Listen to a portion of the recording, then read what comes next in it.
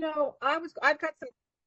Oh, are we recording me? Oh, okay, well, I guess I won't do a long intro. I'm just gonna say, in the 1990s, I had all these cassette tapes from the Pacific Group, and then the ones I liked, I saved. And a couple years ago, I was going through them, and I found our speaker's tape in there. So obviously, I liked him, and he stuck. Something hit my heart. And then I've had the amazing pleasure, like many of us, to hear him on Zoom. Oh my God, amazing. He's done I just want to say really quick, our speaker has done so much for me and so many other people that he doesn't even realize, probably. Whether it's speaking on Zoom, having his conference that's coming up, which is the Woodstock West in May, a little plug for that. We'll put that info in the chat. And his Sunday, Never Too Early Big Book workshop, which is amazing. It's just on and on. I am going to stop talking to have more time for our speaker. Let's turn on over to Ralph White. Come on in. Thank you for being here. Thank you. Les, my name is Ralph White. I am an alcoholic. I'm trying to get my time in order. Okay, I think I'm good. My name is Ralph White. I'm an alcoholic. My sobriety date is October the 11th, 1986. I have been with you guys 38 of my 71 years on this planet, and they've been my 38 best years. And I seem to do better with you than without you. I want to welcome that group that we just saw identify themselves. I think of everybody, I think it was about 7 people. And I think of all those people who identified as being new, and we classify that as 1 to 29 days. Think of those 7 people, every single one are returning. We have 2 categories of newcomers, at least for me. I call them the newcomers. We're new, brand new. We're shiny. We know we're odd. Don't know my way around this place. It's not like anything I've ever discovered. I remember coming in wide-eyed in 1985, year before my sobriety date. And I went to 9604 and went up to the counter and was, who runs this place? I had a card from the treatment center I was in, and I'm like, who's in charge? And people were giving me odd answers, and I had never encountered an organization like this. And that's the newcomer. We're new, we're shiny, and everything is, the slogans are new, the words are new, and it's kind of easier, to grab hold of what it is we have to offer, because I like new shiny stuff. I'm that guy. I like new shiny. Shine wears off though. And then I start seeing the warts, and I start seeing the people don't always tell the truth in my eyes, or people are not always kind and nice, or who's sleeping. And then I start doing the judging. And so when I returned, I got 89 days in 1985. And I was out at a club with a girl, and she was a friend of mine. And I knew this program was total abstinence. But, my story is one where I was an alcoholic, and I was also really in the grips of a fierce cocaine addiction, right? And so I said I'm an alcoholic, but I'm at this club with this girl, and she was dancing on the floor, and she was dancing and had left her Long Island iced tea at the table with me. Listen to me saying with me. It was just sitting on the table. And it started talking to me. I look at the Long Island, it looks at me. You admit you're alcoholic. You say it with your mouth, but really? Alcohol? And so I drank that Long Island, you guys, and I ordered another.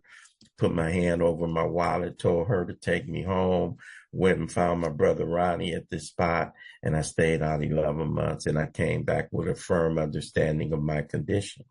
And I understood the step one proposition.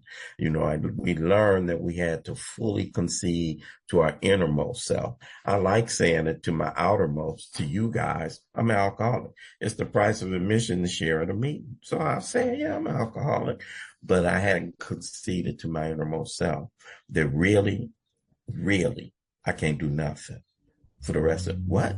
Nothing, nothing, nothing.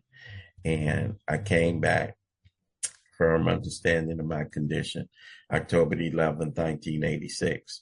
And I washed on the shores of Alcoholics Anonymous, and it didn't feel like good news.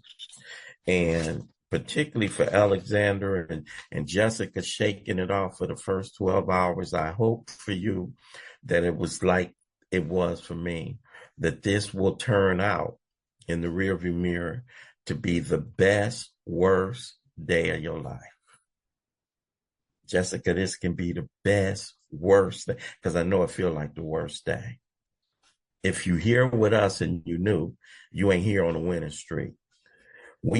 A lot of places you go, people are excited. If I go to a Bruno Mars concert, or yesterday at the Super Bowl halftime, my kids couldn't wait to see Kendrick. When you go to an event, you're excited. When you come to us, you shouldn't be coming because you're excited.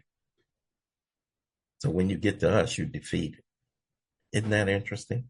When you walk into this place that's going to be the key to a brand new life, which I don't know, what I bring to that party is defeat. What I bring to that party is a whole lot of skepticism. And what I bring to that party is I'm done. And I really ain't, and y'all laughing at me, I don't see it. Because this is not where I was. This was not destined to be my landing spot. High achieving guy, dreamer, goal setter, ambitious, used to having things, used to setting goals and meeting goals. 18 years old, I go off to UCLA because I'm a goal setter and I'm a high achiever. And I go off to UCLA, and I'm not a guy who's done much of anything because, I don't get in trouble. And so I go off, and Bill Wilson in his story, when you be reading that, sometimes for our new friends, sometimes stuff can feel like it gets old and it gets stale. And how come I can't get this? These other people seem like, and I don't know why I've been gifted enough that I don't get tired of reading War Fever Ran High. I don't get tired of reading War Fever Ran High, and I've read it over and over and over. And it's exciting to me. It's exciting to me. I had arrived. It's exciting to me. And I'm just built that way. I'm built for you guys. And so for me, it wasn't War Fever Ran. I'm off to school, and I'm a conquer the world. I'm 18 years old. And in the midst of the excitement, I discovered liquor, just like Bill.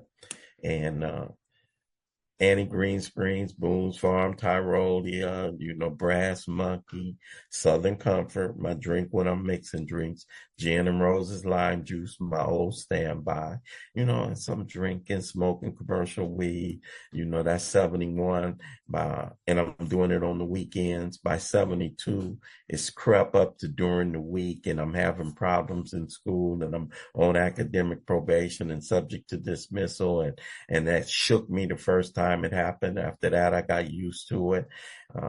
73, I started getting introduced to some other stuff. I started blowing in 73. So by 73 or 74, I'm in it. I'm in the life. I'm still in school, and then I'm still doing stuff, but I'm the double life guy by now.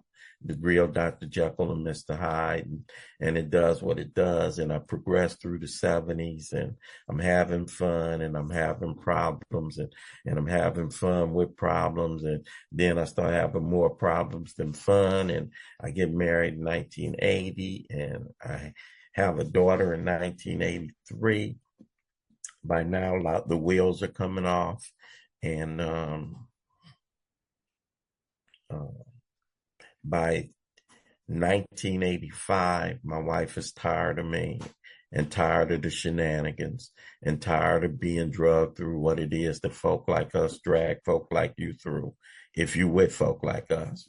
And so 85, I get put out and I come to stay at my mom's house, and my five brothers get put out their respective homes.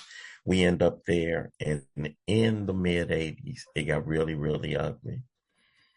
Uh, wait, in the mid 80s, it had gotten really, really ugly in the late 70s. You know, there's a chilling line in Bill's story, and I think all of us have that line in our story. Some of us don't have it as long because we stayed out shorter. And that chilling line is gradually things got worse. When you think they can't get worse, gradually things got worse. And so even though in the 70s I should have been with you guys, gradually things kept getting worse. And so now, fast forward to 1986. By now, I'm no longer the employable guy. I'm no longer the guy that's working in management. I'm no longer the guy that's supervising people. I'm no longer the guy that's going to work.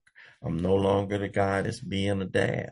I'm no longer the guy with dreams, goals, hopes, and ambitions. I'm no longer the guy that's showing up on Christmas and birthdays. I'm not that guy. I'm the guy doing the aimless walk in the middle of the night at 2 or 3 o'clock in the morning. You'll know where to find me walking that walk. You know, that's that guy. I'm the guy that gets the visits from the enemies late at night when all the money and everything else is gone. Laying on your mama's living room floor, 32 years old. What happened to you? You used to get up and go to work in the morning. What happened to you? You used to want to be somebody. What happened to you? And you guys, it got so bad that on the night of October the 11th, on the night of October the 10th, 1986, some stuff happened. And it ended with me on the morning of October the 11th, 1986, dodging a black truck 4 blocks to get to my mom's house. And on the morning of October the 11th, 1986, I like to think, that was my best, worst day. And, and grace found me. Feel like it came and got me. The reason I put it like that is on October the 10th, I didn't make a reservation. I didn't have a thought that my life would be different the next day. I didn't have a thought that I was getting ready to walk out of the life into a life. No. Grace snatched me. And isn't that the way it is for us? We just going along in that gray, dull life. One day, you just going along. This day is going to be like yesterday. It's going to be like tomorrow. Ain't nothing happening. Ain't nothing going on. The hope is gone. The juice is gone. The hope is gone. I no longer think about the stuff I used to think about. I no longer plan the things I used to plan. I no longer have vacation time, because if you ain't working, where you going to have vacation from? I no longer sit up and think about on Christmas week. I don't do none of that. The alcoholic life seems to be the only normal one. And when you sink into the life, you forget what being alive is.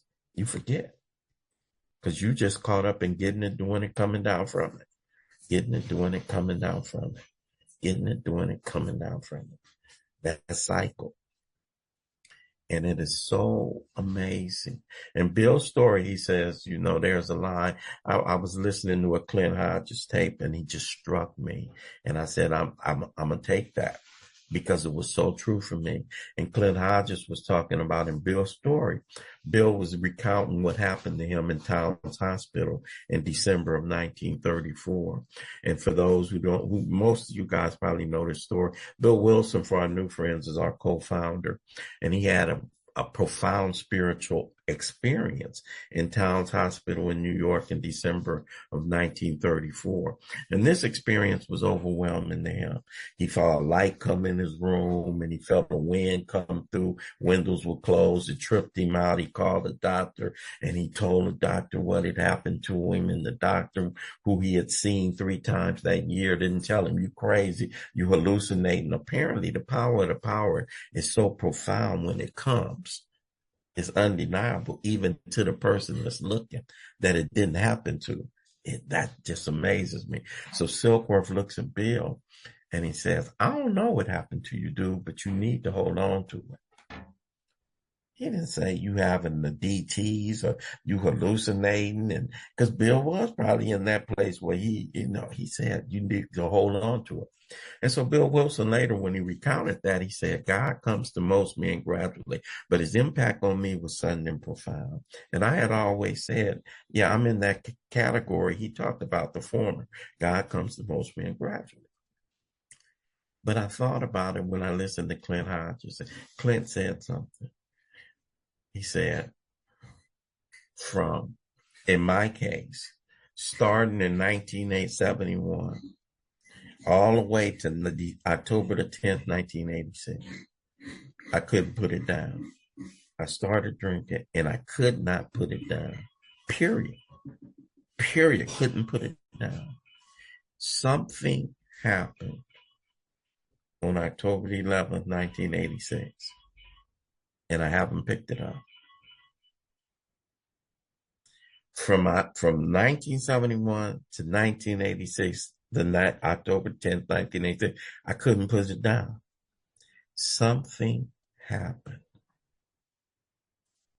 And from that next day, I have not picked it up. I submit to you that God's impact on me was sudden and profound. I just didn't know it at the time. I didn't know it at the time. And it has been, but his impact was sudden and profound. But the way he's come in my life has been gradual. God's impact on me was sudden and profound, but he comes to most men. He's becoming to me gradually. The grace was sudden and profound. But what I like to talk about is what has happened to me as a result of meeting you, as a result of coming in here, and as a result of being in and picking up these simple kit of spiritual tools laid at my feet. It's I have some particular gifts that are not of mine. The first gift that I think that I have is the gift of being surrendered, and being surrendered well enough, good enough, entirely. Didn't bring that about on my own. Didn't bring it about. Just got defeated and got beat down enough. I have not picked the weapons up again. That's not everybody's story. Surrender is not an event. It's a continuum, and I've stayed surrendered. I like to take credit for it. I got sick and tired of being sick and tired. What I take credit for is cooperating inside of the surrender.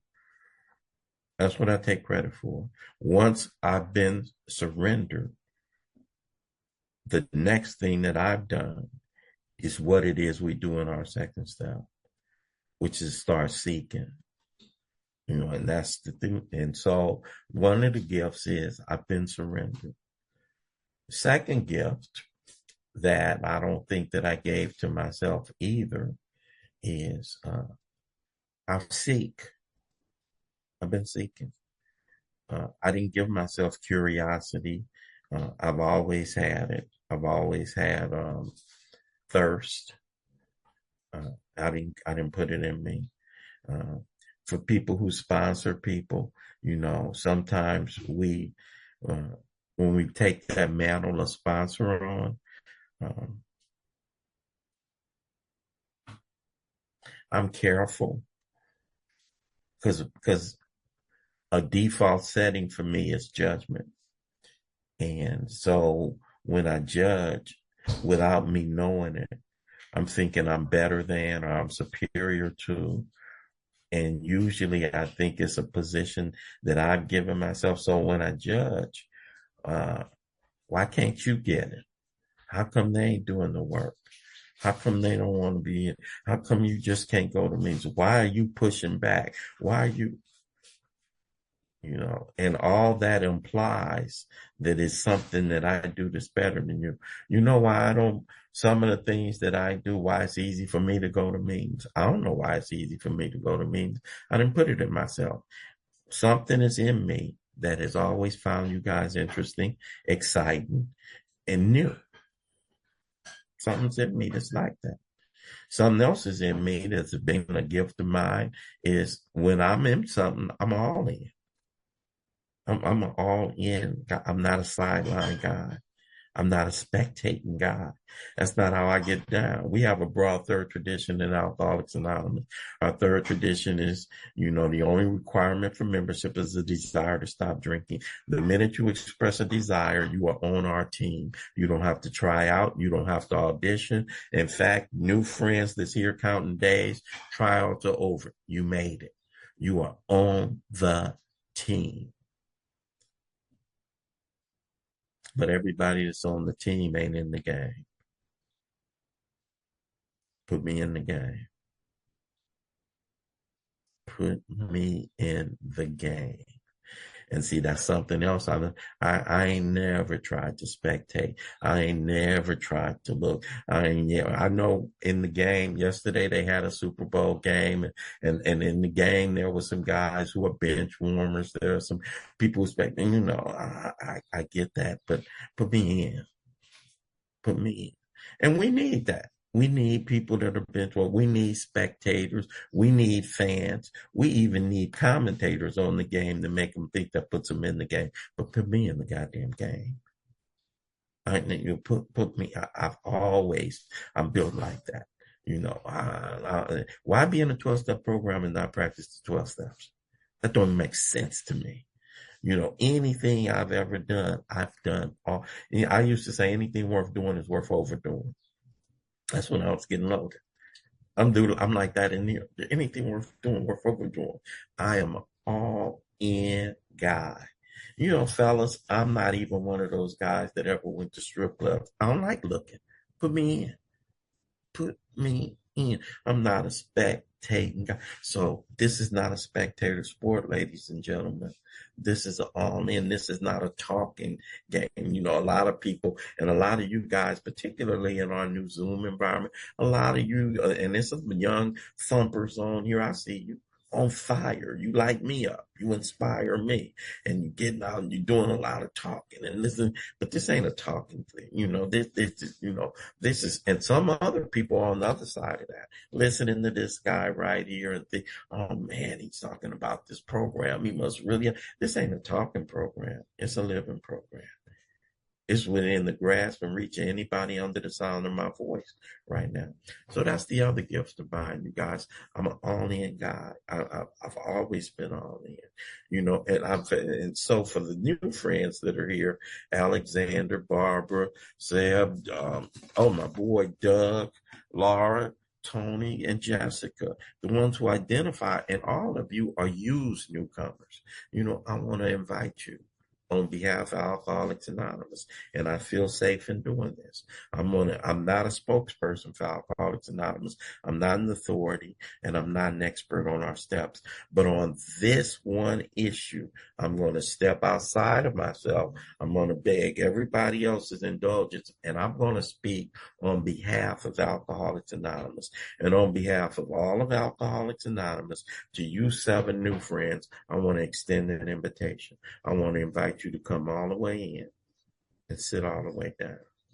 Quit doing the A hokey pokey. Put your left foot in and take your right foot out, and come all the way in. Sit all the way down and do what we do. Why would I do that, sir? What's in it for me? Well, we are glad you asked. I came here at 33 years old, down and out, down and out. I had a daughter that was 2.5 years old. That first Christmas in 1986, I was in a treatment center. Rain was 2. And they had money on the books for me. And I went upstairs and I said, because I was getting disability. They were taking the money for the treatment center. I was in the Harbor Light. They were taking my rent. They were saving the rest of it. So when I left, I'd have a little money. And that December, coming on 90 days, I said, I'd like $60. Go get my daughter something for Christmas. And I walked in downtown LA. The Harbor Light was on Skid Row, walking distance. And they had these little stores, kind of like flea markets. And I went and found a little jacket, pink jacket with a gray fur collar, $40. I'm an extravagant over the top guy. I've had extravagant Christmases since then, but that Christmas in 86, in my mind's eye, I look at it and it's just a little $40 jacket, but it looked like a mink stole at that time.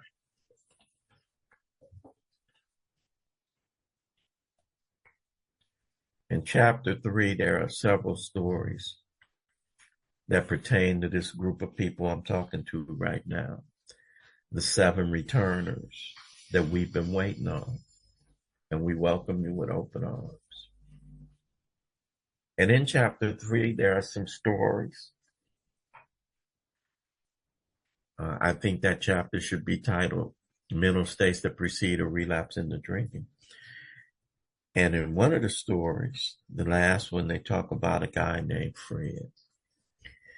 And Fred didn't believe he was an alcoholic, and Alcoholics Anonymous had come to see him, and he went off and handled his business in Washington. And he made a fool out of himself, and he did what I do. He went on a run, cold run, took the taxi driver out, and they stayed out. Fred spent up all his money, and his old lady came to pick him up, and he wasn't there. And I imagine he probably almost got put out the house, ugly stuff I do. And so this time, before, they had come to see Fred, they called him. This time, Fred called him back. Nice, sweetly reasonable, right? First time your old lady called, you'd be like, man, why got these lames talking to me? This time, he called him. And he said he was talking to him. And he talked to him, and they talked to him, and he talked about the proposals they outlined our program. And he said what they put down seemed drastic. And, he said some of it seemed kind of drastic.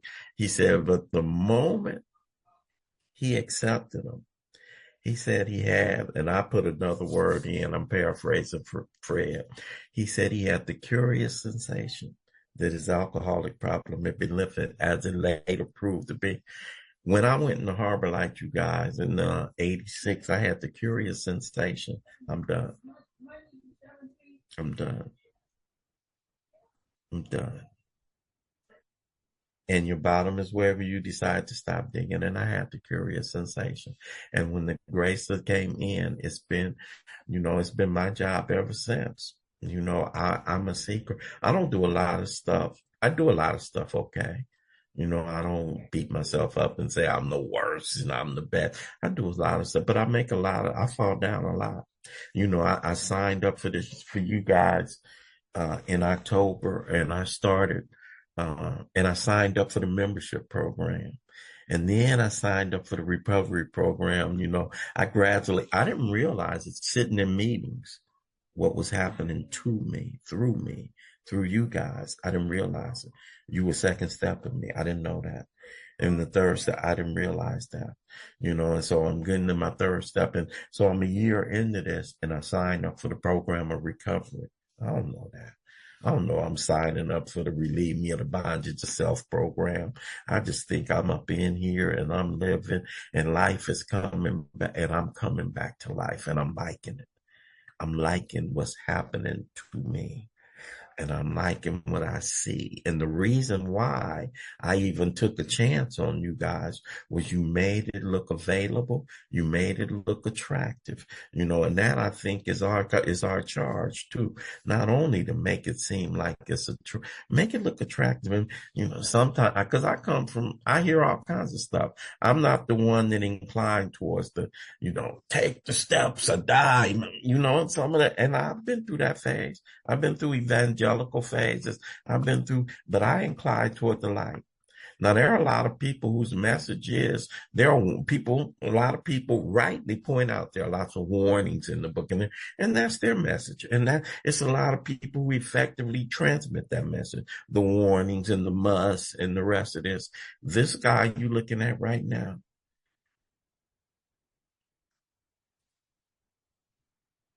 I come to report good news.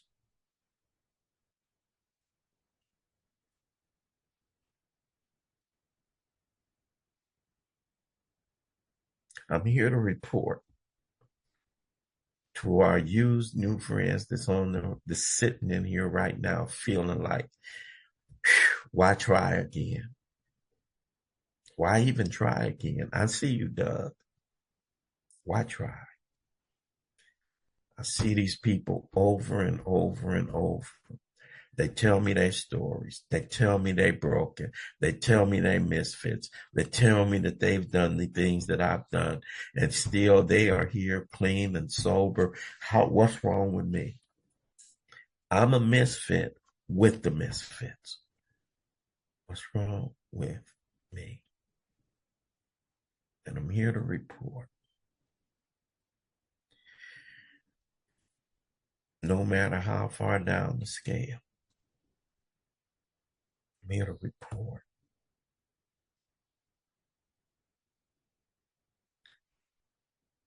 There's a blessing with your name on it.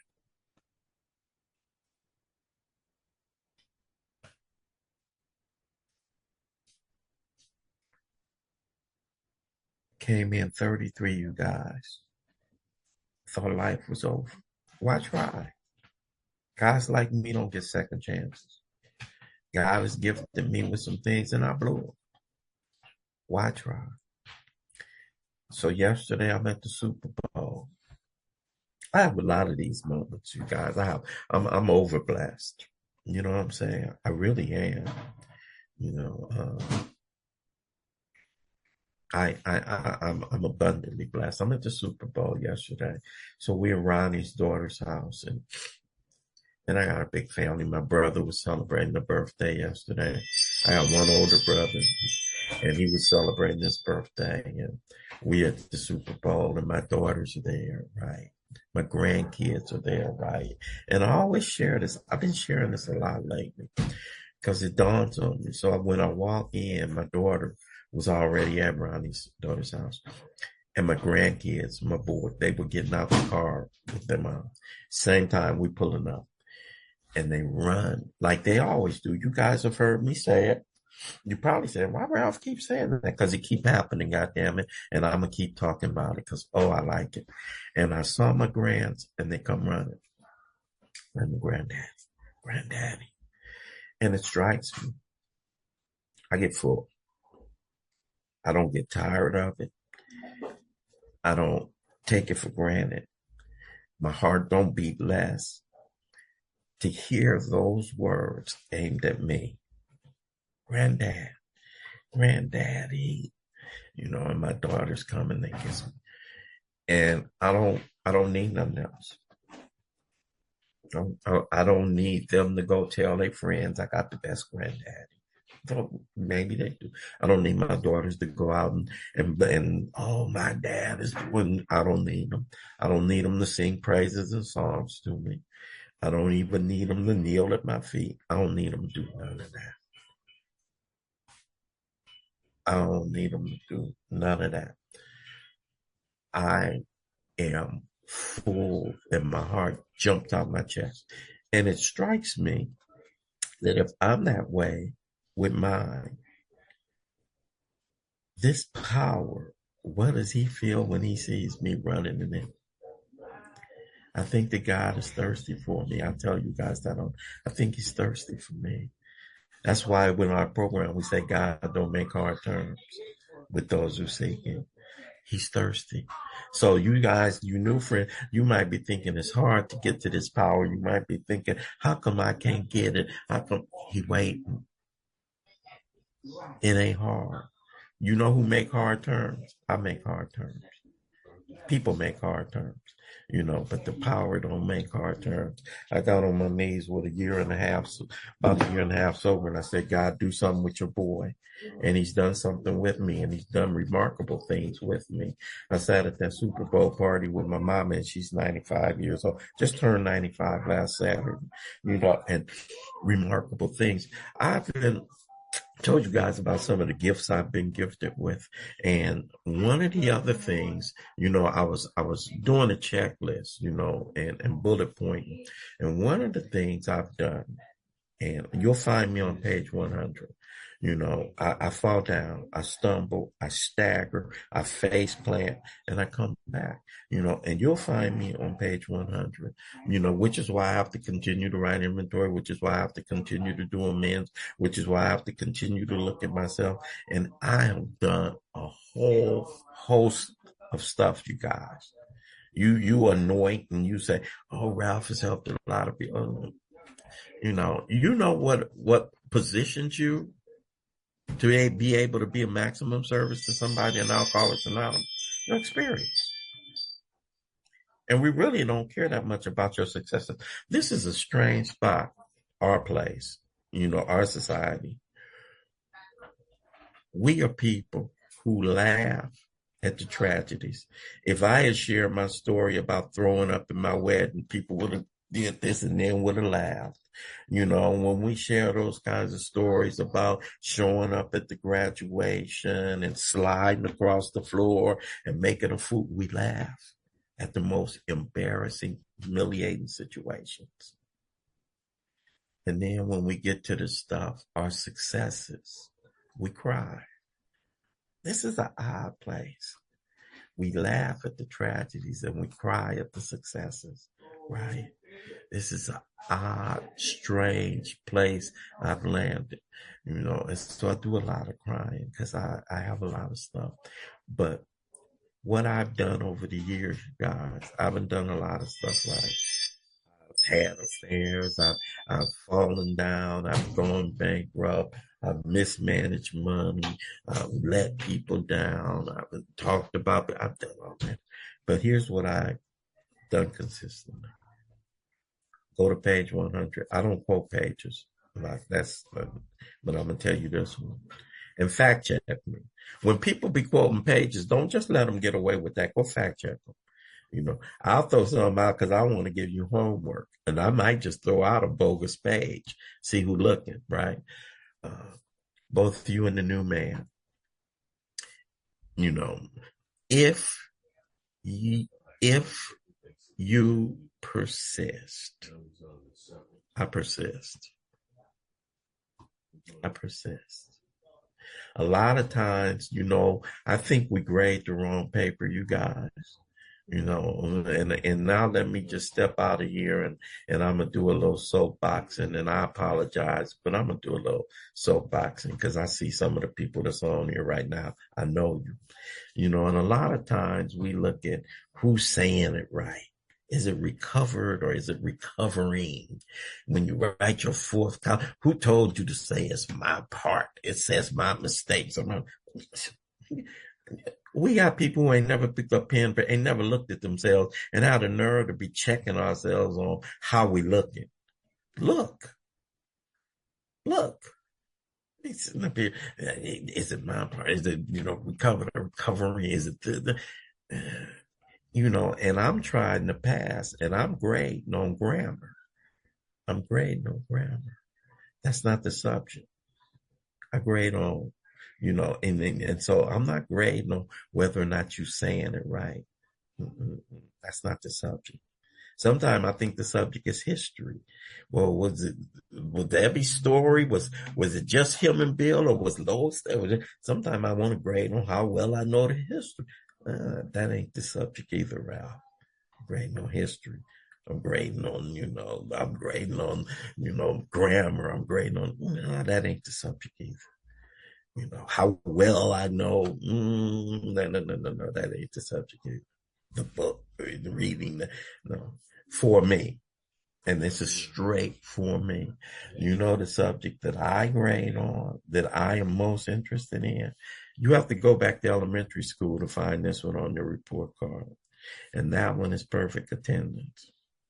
And when I say perfect attendance, I don't mean perfect attendance necessarily at the meeting, because I see you guys and I know somebody in here has lost a son or daughter, and you keep showing up and you didn't take a drink. You keep showing up in your life and in Alcoholics Anonymous. I've had perfect attendance for 38 years.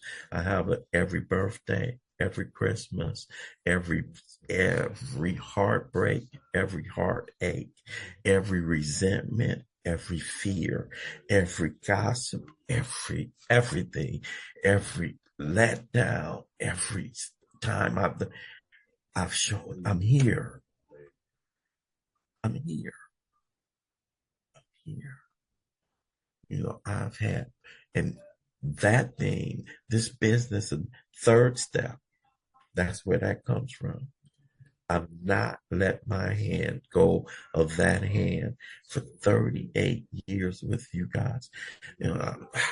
See, the music is going to start on me, and now I'm going to get out of here. I wanted to at least get to exit gracefully, without the music coming. And there the music is, I'm going to exit gracefully, because I still got that I want to look good thing to me too.